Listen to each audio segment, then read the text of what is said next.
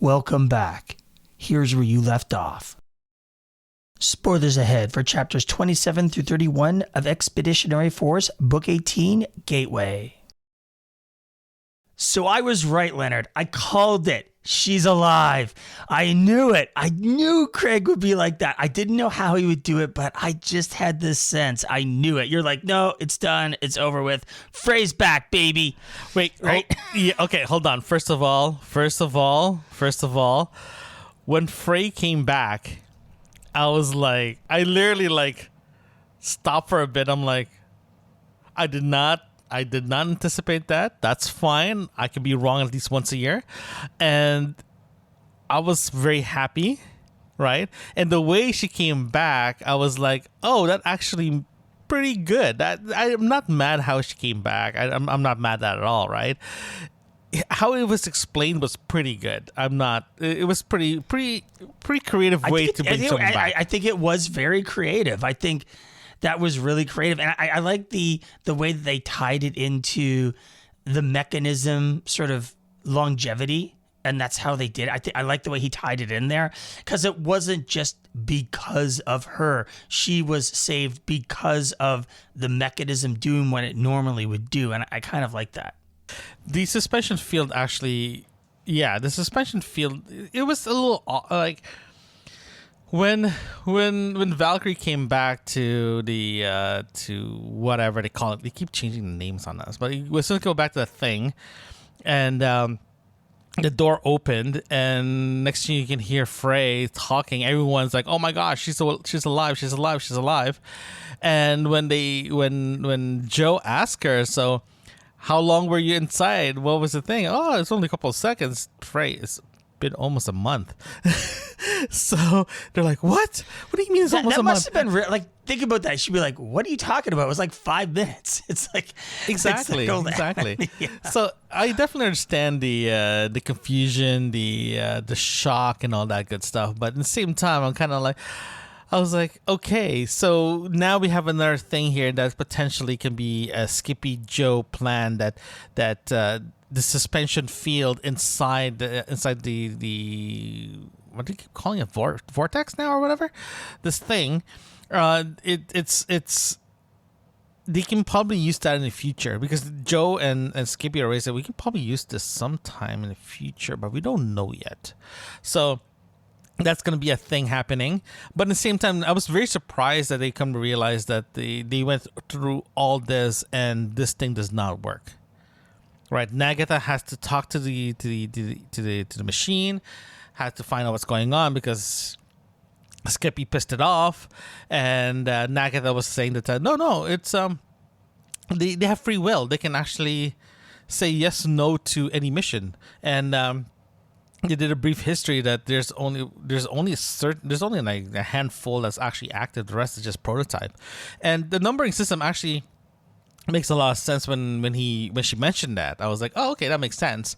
So it's the number that they gave, the number of the unit was very deceiving, but at the same time, it makes a lot of sense regarding how they did the nomenclature. So that's good. So it's kind of different. Like, it was a little bit more exciting in the last 4 chapters in this chapter read. So. Well, I mean, I mentioned Frey to start off with. I did just because that was like, yes, I was right. Go, Craig.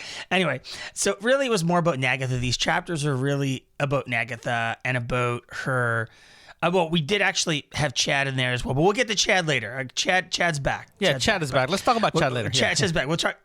We'll get to Chad later. But I really liked that Nagatha was back, and Nagatha's just one of those characters that you root for. Like, just, you always root for Nagatha, right? And the fact that she's like, yeah, I'm going to go do this. You know, she goes and she's going to integrate with the device. And because she's nice, she does better than that Skippy does rather than Bot. What did they say? It was like, Skippy is like, do what I say. And Nagatha's like, could you please help me? Like, so politeness goes a long way as of being an ass. So just think about that in today's society. Being nice is the best way to get the results instead of being a dick. But you're right though, because Nagatha came in saying that when she got in the canister, it's kind of ironic though, because a few things came up. One is the virus still in the canister, potentially. And Skippy even schooled Joe. It's like, there's a reason why I haven't removed the virus yet, because just in case Nagatha decide to go, go crazy, and next thing you know, they're going to kill Crazy everyone. school teacher, school librarian kind of thing. Yeah. The school librarian thing. But what I like was what I found most interesting was the information that she imparts to Joe. And that's the thing I really wanted to talk to you most about today, was how the spinners work. And that there's only that she gave the history of it, and how it was a stopgap measure, not a plan by the elders to use it, and that it is a one-time use. Once you use it, it's gone. Oh, and by the way, it's going to destroy all the wormholes around here as well. That was an interesting statement, because it is a weapon of last resort, a weapon of mass destruction kind of thing. What did you think about it? It makes a lot of sense. If the elders decide to leave, and the only thing that's left is the wormhole, a couple of species, and the outsider, and as soon as they leave, they're like, theoretically, as soon as they leave, they don't care anymore, right? But at the same time, sorry, hold on. That's not actually what they said. Sorry. No, but I was going to clarify. That's not actually what the elders intended, though. Well, they created the spinners first as let's just have something to use, and then their ultimate goal was to create the barrier. So as the barrier went up, as I think Nagatha explains it, or was it Skippy? I think it was Nagatha. Yeah, Nagatha explains it that they abandoned it because obviously their main line of defense is there, and it would destroy all of their wormholes, which sort of was like a nuclear option. But then they abandoned it. They only made I think 17 of them or something like that. Yeah, that actually worked. Model. And it's not even all through the galaxy. So some areas would be destroyed, some wouldn't. This spinner could send out a signal to activate all the others. So a large swath of the galaxy would be destroyed, but not all of it. And you don't know if the kiddies would be in that zone. However, I did have another thought about this, which is very interesting. What if you could learn where all the other spinners were, and then strategically position them around the kiddies' territories and just activated and blew up all the wormholes in the kiddies' territories? That would be interesting. Oh, wow. Okay, so we're going to go that route of killing everyone then. Okay, so here's the thing, though, because you actually said already that the spinners were designed to destroy the wormhole network. If you put all those guys in the kiddies' space and threaten them or use it to eliminate all the wormholes, theoretically every single wormhole in the galaxy goes down. Theoretically. No, that's not what he said.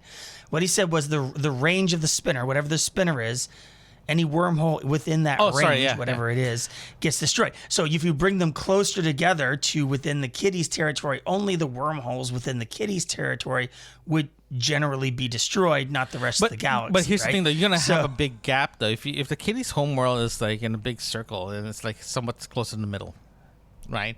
So now you have to go around it. I'm not denying that at all. I'm totally with you on that. Yeah. I'm just saying, it's an interesting strategic choice, right? I think the choice of putting it back in dormant makes a lot more sense, because I think once Joe found out that the wormhole network goes down, and he's like, oh, that's not good, because if they screw up or misjudge how big the wormhole being destroyed, it might strand the guys from some of their colonies, right? Like Jaguar, for example. Yeah, I agree. Right, I agree. Yeah. It makes sense not to use it, and I'm glad they didn't use it because it's sort of like if we get this up and running, we're just gonna end the book right now, right? And the story's done. We won, right?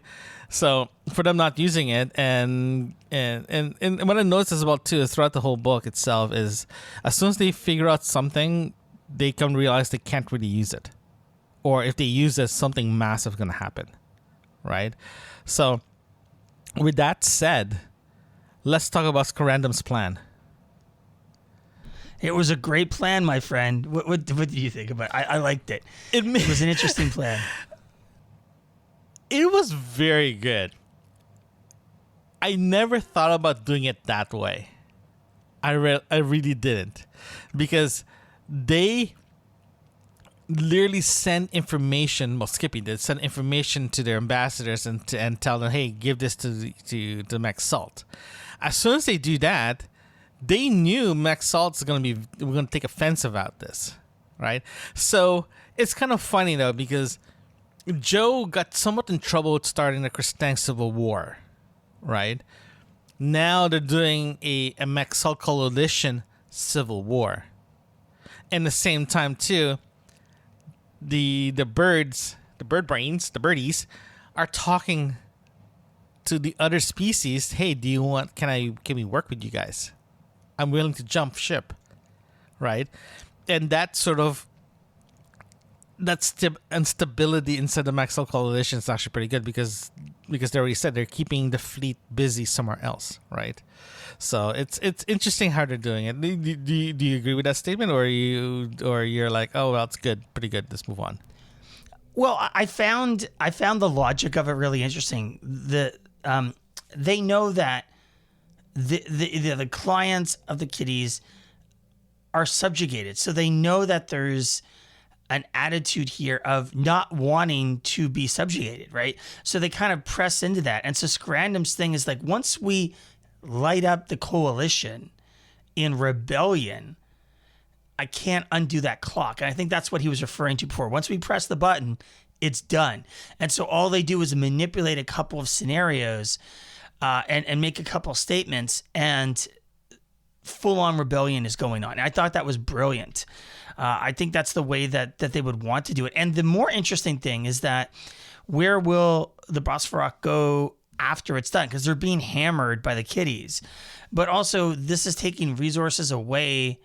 Like, I think it was like 2 fleets of kitties. Yeah, we're going to just fleets, pound the Bosphorok to go pound them. And then there's another fleet protecting where they think Skippy is. So we're talking massive amounts of the kitties' fleet just around doing sketchy stuff that they want them to do, which, considering that all it took was a little memo, emails, a couple memos, a couple emails, and not, and them believing that Skippy's in a star is pretty freaking impressive. Well, it's kind of more impressive that the Maxalt actually have a fleet dedicated just to destroy and teach their client species a lesson. Oh, come on. That's so a kitties thing. It's the most funny thing about this is, like, they're saying that I think they went overboard. Even the kitties are like, I think they're going overboard, but we can't stop them because we undermine our abilities in our military. So we just have to let them go bash people's head and pretend it's okay, but we literally do not like the way that they're doing. So it's very interesting how they're a little peek of insight of their society regarding, they know when considered heavy-handed and considered overkill, but they don't want to say anything because they don't want to look weak. So it's like a bully, a bully in high school. It's like, I mean, I know it's bad, but if I stop, it's going to undermine my popularity. So it's exactly what's happening here. So it's I find it interesting that the spiders have not even really been mentioned in the whole book for the most part. They already said that. They said in the first couple of chapters that don't call us, we'll call you. Yeah, no, I know. Right. It's just interesting that they're still like not having a discussion. Although, to be fair to the spiders, their goal is not world domination. No, they just want to live. They just want to be left alone. At the same time, too, the birdies are talking to them to say, "Hey, can we move? Can we join you guys? Because the kitties are just assholes." It makes a lot of sense. Now, the goal of this of Scarandum's plan does make a lot of sense. Caught me off guard, but it does make a lot of sense. As you said, it keeps their fleet busy so they can do other things. And to be honest with you, I was hoping that spiders will be helping Joe on this one, but they're not going to help until probably in the end. So we'll see. But we got to talk about Chad. Let's talk about Chad. Chad is cool. Talk about Chad. Let's talk about Chad. Poor Chad. Poor Chad. Chad. Oh, Chad. Chad can get a break. Look at him now. After all the fiasco he had, now he's just selling ice cones, whatever. He's selling something like that. He's selling ice popsicles or whatever. And next thing you know, he found out his ex-wife. His ex-wife is a pain in the butt. His ex-wife left him for his boss, and his boss tried to frame Chad, but Chad is like, screw you, I'm out of here. Now the ex-wife is like, her plant that she lived in is like getting exploded, and she's like, oh my god, my stuff, I just bought this. So it's like, and yeah, to be honest with you, it's a good little segue of like, hey, I got some gossip for you. You know, I think I get feeling like Joe and Skippy had a very, they're very curious about it. Joe was very curious, because he wants to know what happened to Chad. It's nice to see the character come back into the fold there, you know. I think that I like when Craig does that. It was like, I think it was something like 5 minutes in the 5 minutes or like 10 minutes of reading. And it was like, it wasn't even like, it was like what? A handful of pages, not even that, you know, like about a page and a half long. So it's like, it's not that much. So, but still, it's like you get to revisit a character that we loved before. We thought Chad was awesome before. And he's Chad back. is I like awesome. that. I like Chad. Too bad it'll be awesome if he shows up at the end. It's like, hey, I'm Chad. Chad is here. You know, that would be the most ideal ending of the book if Chad shows up. So let's talk about how we think we're going into the last episode next week and the last chapters. Let's think how we're going to think it's going to end here. So I'm fairly confident we're going to go with destroying the array. We're going to go after the array because now that Nagatha has the agreement of the spinner, I don't know how that's going to play out. I've been trying to figure it out since I was done reading the chapters, and I'm like, I don't know.